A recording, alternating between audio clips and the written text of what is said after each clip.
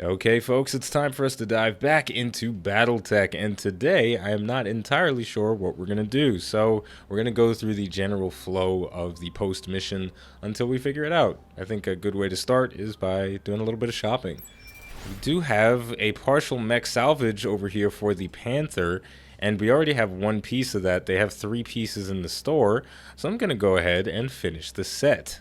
This could be Decker's new mech. I want to keep him in a lightweight mech for the entirety of the campaign, but the problem is the Spider is not that powerful. It's very agile, there's no question about that, but its firepower is not the greatest. So we got those 2 pieces and then we completed the mech, but unfortunately we don't have enough storage space for it. And as far as I can tell, you cannot send a mech to storage while it's being worked on, so I can't actually switch out the Spider. So what I'll do is I'll put the Panther in storage for now, and we'll get it out at another time. As far as what else I'm gonna buy from the store, I don't think there's anything in particular that I have my eye on here. There's no high quality weapons, so we'll just leave it at that for now. Now let's go to the contracts board and see if there's anything fun for us to do. There are no available missions on our current planet of Detroit. Looks like we cleaned up the crime in the area pretty well. So we're going to have to travel. Now Gone to Ground has a very big maximum payout of 633,000 credits. And that is almost double of what our monthly financial cost is.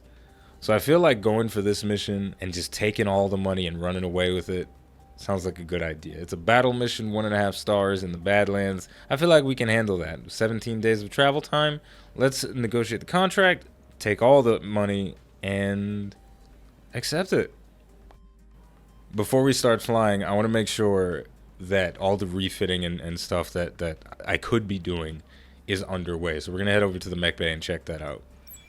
Alright, I just checked some things out, and overall, my mechs are doing okay. There's nothing that I 100% need to change or fix, but there are definitely some new things that I want to do with the Shadowhawk and the Vindicator. So the next time we get an opportunity to, maybe after they take some damage, I'll go through the refitting process to change them into something that I feel a bit more comfortable with. Because right now, the Shadowhawk, if we look at his loadout right now, he's pretty much an ultra long-range support mech, but he's got a lot of slots available for different things that he's not taking full advantage of, and his armor is a little bit out of whack. He's got a crazy amount of armor in his rear, but the ranges at which he operates at makes it very difficult for him to get flanked, so he doesn't need all of that. He's got some empty spots for missiles and lasers and whatnot that could be filled with stuff, so we're going to definitely have to play around with this guy sometime in the future. Alright, we've arrived at the contract location, but the problem is I don't think we have enough mechs ready right now. Yeah, even after traveling, we only have 2 mechs available, and this is a 1.5 star mission. I do feel a bit nervous about that, so I'm gonna wait an extra 8 days for the Centurion to be ready, and then we'll go out on the mission. I've been itching to test him out for a while now anyway, so I feel comfortable about that. Alright, we're going in a man and a mech down for this mission, but I'm feeling comfortable and confident with that because we do have a pretty powerful lineup. First up, the Shadowhawk, being piloted by Gunner, is going to fill a supporting role. Despite the fact that I feel like I could make this mech much more powerful, the support role is still an important role. So we've got the LRM 10 and 5, as well as the AC5 Plus, which has a 25% bonus to critical hit chance. So it's going to be very powerful if you can get those crits, but if not, we can stay at range, sensor lock for our other mechs, and fire those LRMs when the opportunity arises. Next up, the Vindicator, piloted by Behemoth, is a dominatrix at long range. The PPC has been a very powerful weapon for me, and it's one of my favorites in the game so far, but the Vindicator also has medium laser, small laser, and SRM2, so it's overall a very well-rounded mech. And Behemoth, with the Bulwark ability, if she is able to set up and continuously fire that PPC, she will have extra damage reduction. And finally, the Centurion is being piloted by Medusa. We made this thing into an absolute monster. It's got 3 SRM6s, 300 rounds to use. I believe I get 22 volleys with that. Has a machine gun, not very powerful unless we get some armor shred off, then it has a bonus to crit, and then 2 medium lasers to fill out the build. And a jump jet so he can fly a little bit. So it's gonna be tough, there's no doubt about that, but I think we got this. So let's go ahead and deploy. Men warriors, prepare for combat. Commander, we were tracking a pirate leopard dropship through this region when we lost its signal. Orbital scans suggest the ship made landfall here on Wach. Nah, I'm not even gonna try that one. I'm probably hoping to get I'm not even going to try that one. Probably hoping to get to ground and hide the military lance it was carrying. It would be convenient if that lance were to disappear. And Canopian analysts believe they've isolated the area the target lance is trying to hide in. Alright, let's do it. The enemies are pretty close by, so maybe this won't be as difficult as I'm expecting it to be. The only struggle is because we're in a Badlands biome, our units only sink 85% of their normal heat, so the Vindicator is probably going to struggle a little bit because the PPC generates a significant amount of that stuff. So we'll start off by moving the Shadowhawk into this cover, and really, the Shadowhawk could stay up on top of this ledge for the entire mission. Because of those LRMs and the sensor lock, if we're within range, then, you know, why bother moving? And the same goes for the PPC user, the Vindicator, piloted by Behemoth. I copy. I think the Vindicator might be my favorite mech in the game so far. I love the look of it, and just that PPC is adding extra flavor to it as well. So yeah, we're gonna keep our guys up there for now, and we'll scout around with the Centurion and see what we can find. All right, we've made enemy contact with. We don't even know what it is yet, but there's a lot of them. So it's a bit nerve-wracking. Still, we've got such a strong position, and I really don't want to throw it away. So I'm just gonna reposition the Vindicator a little bit. That feels a bit better, and then we can end our turn. See what happens. Stabilizing. Engaging coolant system. All right, what are you guys doing? Is it a vehicle? Is it a mech? All right, well, we've got at least one mech on the battlefield, and it's a Jenner. This is one of the stronger lightweight mechs, so we definitely want to take that guy out as quickly as possible. Whenever I see a Locust, I wipe the sweat from off the brow, and I feel very confident. The Jenner, it could go either way. Now, Firestarter is also a bit intimidating, especially in this biome. If he gets up close on us, if he's got flamethrowers, yes, he does. He's going to burn us to a crisp, and we will overheat very quickly. So, these guys built up 2 points of evasion each. The question is, which one do I want to take out first? I suppose the Jenner is a good one to take out first. Yeah, what the hell? We'll take out the Jenner first. It's hard to say which one is more threatening. The Jenner definitely has more firepower from range, whereas the Firestarter is probably going to take him maybe 2 turns to get into flamethrower range. So I feel okay with that. So here's how we'll do this. We'll sensor lock with the Shadowhawk and remove that evasion, and then we'll just lay into him. Sensor lock on target. And we've got one more enemy moving into range before we get to do that. It is a third mech. This one is a Shadowhawk, just like ours. Might even have the same loadout, too. Centurion taking a little bit of a pounding. The armor going to hold out. Alright, I'm still going to take out the Jenner first, because I've already done the sensor locking. Let's hope we can take it out pretty efficiently. We're out of range for the bulk of our firepower on the Vindicator, but that's okay. I'm not ready to move up just yet. So let's just blast it with that PPC. Boom. Already exposed the piece. Ready for order. Now it's time for us to really test out the capabilities of this guy. Now here's where things get a bit tricky. The position I have highlighted right now is line of sighting 2 of the enemy mechs, which is nice. They can probably get back into line of sight in the next turn, but maybe they can't. You know, it's an interesting question. But the problem is this spot is not within the optimal range for really any of my weapons. The SRM-6 is not doing so hot from this position, but I could precision strike and just try and get some big damage out. Or the other alternative is I jump into the water, give myself a much better chance to hit, more heat efficiency, and also increased evasion. I'm going to go with the water play. This is going to expose my back a little bit to the fire starter. I can kind of angle it a little better, but then the Jenner could walk around and flank me as well. So there's no 100% safe move here. So we'll go for the water play. And then just unload with everything. Jenner, it's time for you to say goodbye.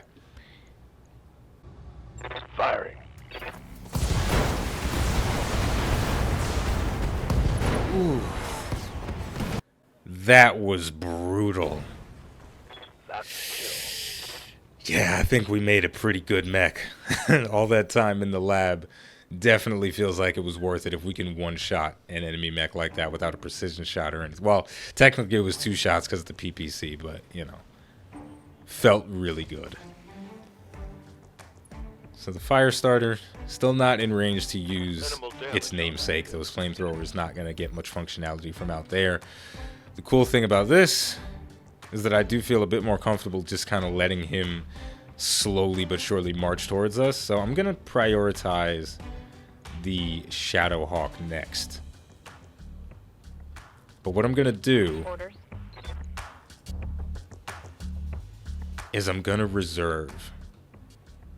Because I want him to move, and then I'll shave off his evasion. So there you go. Do what you're going to do, buddy. And then we'll do a little counterplay.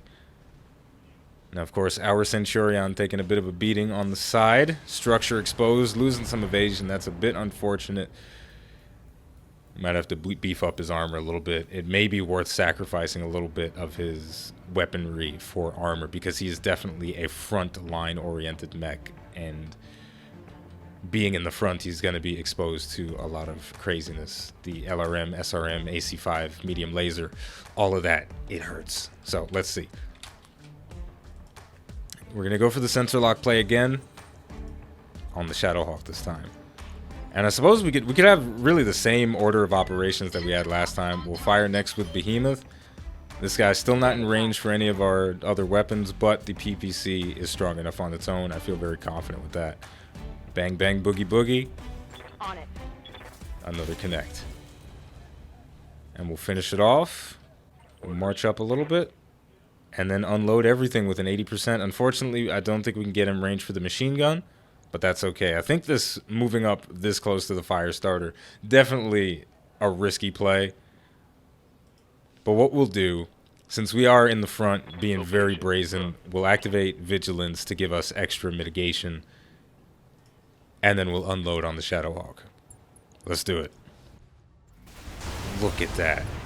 We didn't get the kill, but he is unsteady, which means in the next turn we can probably get a knockdown and finish him off that way. And the final mech, I believe that was a Panther. I didn't catch a whiff of it, but he does have a PPC, so we do have to be careful about that. The Vigilance there saved us from a ton of damage. And the Vigilance ability, one thing that I completely neglect that is a part of this, your next initiative phase is increased by 1. So we get to unload on the Shadowhawk a second time. And it feels like we're attacking twice in a row, because we are, but it's a completely new turn. So this is going to be Medusa's action once again. Target confirmed. Look at that. Right arm destroyed, right torso destroyed, knockdown, pilot injured. Amazing. And he got -1 initiative for that. So we should be able to snipe him out with the PPC. If we get lucky, we'll get a kill while he's grounded. Now the fire starter, definitely in range for those flamers now. And he's got some machine guns as well, pecking away at us. We lost an arm. Internal structure damage. We lost an arm. Maybe should have killed the fire starter.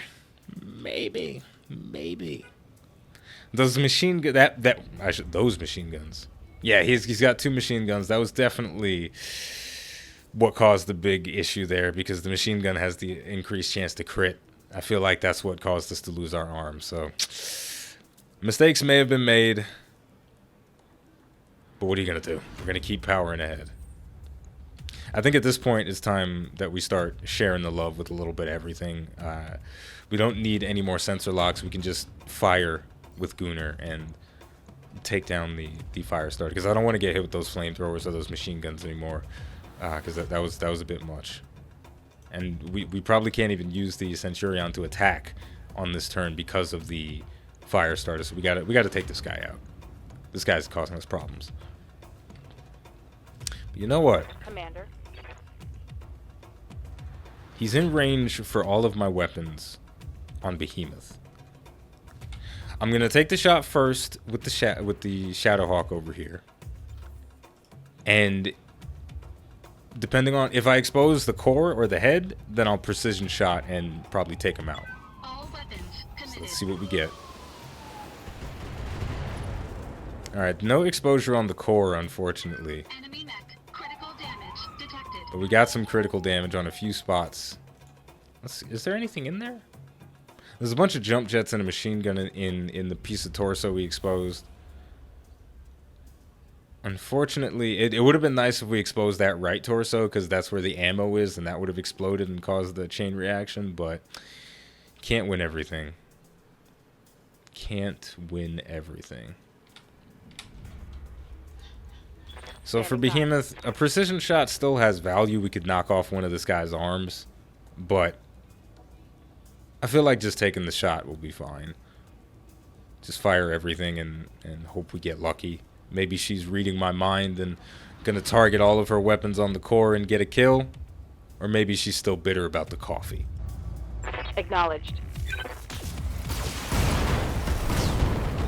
I don't think she's bitter about the coffee anymore. That's a kill. Oh man, that was dirty. That was very dirty. Now we did allow the Shadowhawk to get up because we didn't try and prioritize him while he was down, but I think it was a good move. Oh my gosh, he kicked him right in the shin. Pilot injured. I mean, the Centurion, he's having a rough go of it on his first day out.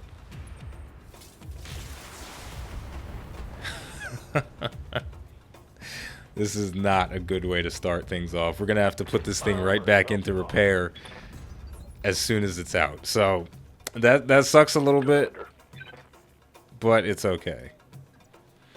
I think that really the only thing that we can do here is brace. We've lost an arm with all of our SRMs, so that kind of is really stupid. But let's just brace and hope we don't die. So what I could have done differently for this situation is, number one, not get my arm blown off, but I could have placed the Centurion in this cover, but I was being way too aggressive, because we've got trees here. That would have reduced our damage taken by 20%, and that 20% would have most likely been enough for us to survive. I should have also been a bit more wary of the fire starter. I could have probably one-hit kill it with the full Centurion volley. So yeah, a lot of mistakes were made here, but you live and you learn. That's one thing that I'm gonna have to get used to more with this game is which targets to prioritize, which ones are the bigger threats, which ones are just kind of pushovers. I know for certain that any target with the PPC is intimidating, so we want to start getting some shots on the Panther, because that PPC could very well take down anyone. I mean, the Centurion, a couple of good shots from the PPC on our head, 2 shots from the PPC on our head will take us down. 3 shots on the core, just about. It's not a pretty sight. So let's hit this guy with something. All weapons committed. We missed with our AC-5, but most of those long-range missiles are going to connect, softened him up. We should be able to take him down pretty easily. Unfortunately, we can't get a one-shot on the core, so I'm not going to try to precision strike. So what I'll do is I'll just take down the Shadowhawk.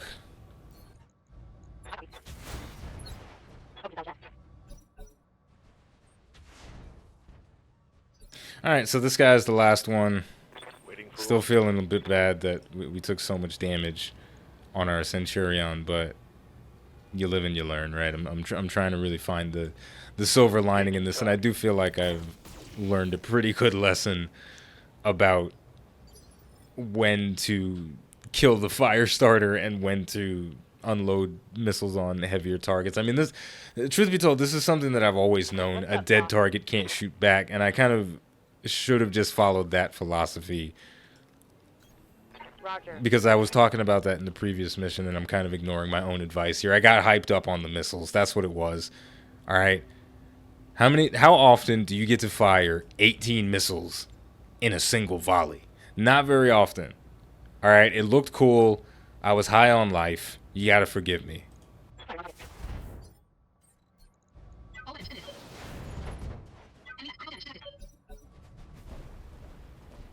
Alright, yeah, we destroyed the PPC on the Panthers, so he's really not a threat anymore. He's got those missiles, but they hardly do anything, so we got this in the bag. I'll just finish him off with Gunnar right here. All weapons committed. Or... Enemy Engaging. Target eliminated.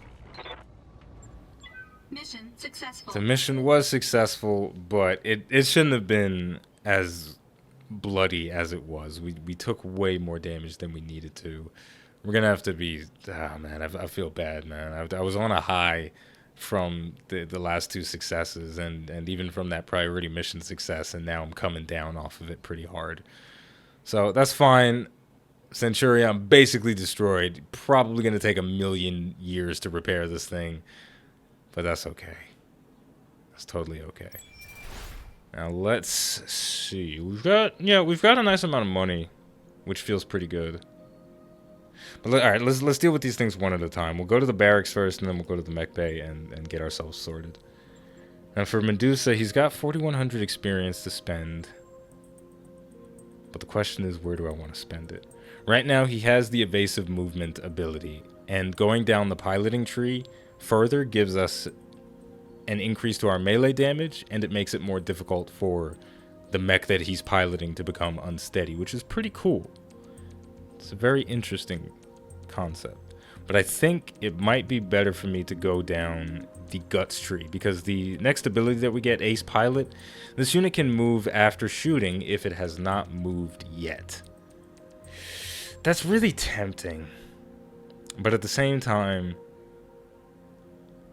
it synergizes really well with evasive movement, but Bulwark is very fitting for any mech that you want on the front lines. Because the thing with the Centurion, if it gets to a space where it can sort of fire on every target on the battlefield with a decent chance to hit, you don't have to move it at all.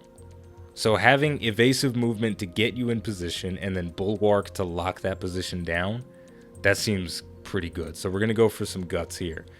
So now Medusa gets an extra point of health, which means when he does get wounded, he has an extra chance.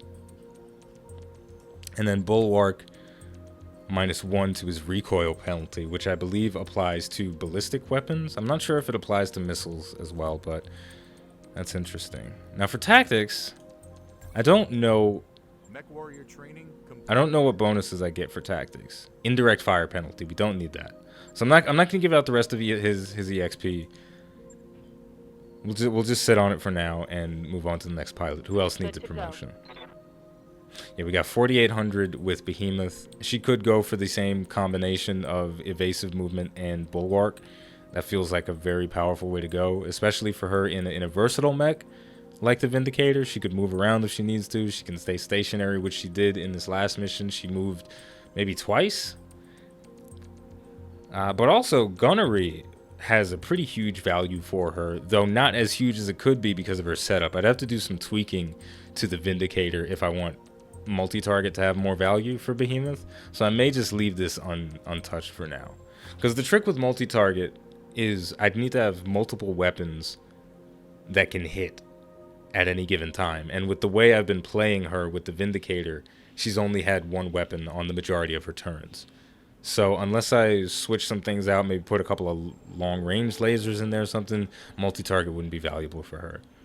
I'll leave it alone for now. I honestly don't know what I want to give her, so I'm just gonna leave it for now. I hear ya. Now, Glitch, on the other hand, is a much simpler decision. Going straight down the gunnery tree feels amazing. And also, Breaching Shot is a Very powerful ability. Attacks with a single weapon ignore cover and guarded on the target. That could be very fun to play with, so we'll just continue blazing through the gunnery tree with her, and that's going to give her an increased chance to hit. Training confirmed. Alright, it turns out I still have some SRM-6s. I didn't realize I still had some left. So I don't have to completely change the loadout of the mech, but I feel like I should. But you know what, though? I'm going to leave it the same and maybe try to be a bit more intelligent about how I use it next time. Because it did seem incredibly, incredibly powerful.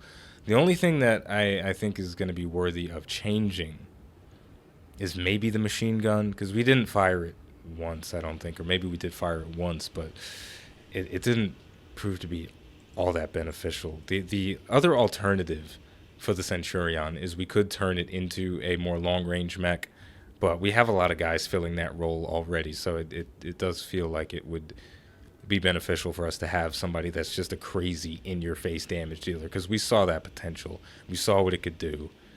And I feel like it'd be a good idea for us to capitalize on that. So look, here's how we'll get this sorted. We'll take off a little bit of armor on the legs. Drop them both down to 50-50. And then we'll give some of that back to the torso areas. Because that is our weak spot. Alright, if either of these torso spots get hit, we hurt. And we hurt really badly. So we'll do that. We'll switch that around. And I think with that we'll be okay. So we'll bring the Centurion back to what it was before, and we'll try to be a bit more intelligent about how we use it next time. So confirm, it's going to take us 42 days to fix this guy up. We got to make sure not to fuck up again. Because it was so good. It was so good.